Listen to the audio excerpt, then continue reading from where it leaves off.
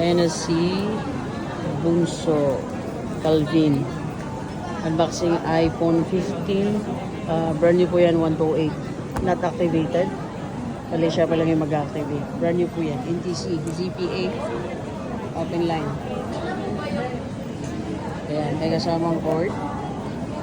So, ang ginawa namin ni Bunso is nag-trade siya ng dalawang unit. iPhone 12 tsaka 13 Pro Max. Which is sa akin, hindi na nabili yun lahat. Ang pinaka-loyal customer ko. Ito. Ang mask na nyo. Ayaw niyang tanggalin yung mask na.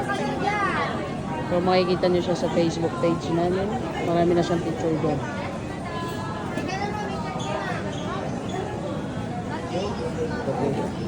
Hindi natin pwede pakita yung IMEI. Kulay black po ito. Ito lang po yung sa Linear Shopping Center. XD7 look for Tata Jack. Or ito yung Facebook page natin. Pwede nyo i-follow. Ano masasabi mo, Bunso? Ba't yung pagkakaano niya sa likod? Legit? Legit. Sobra. Maraming salamat.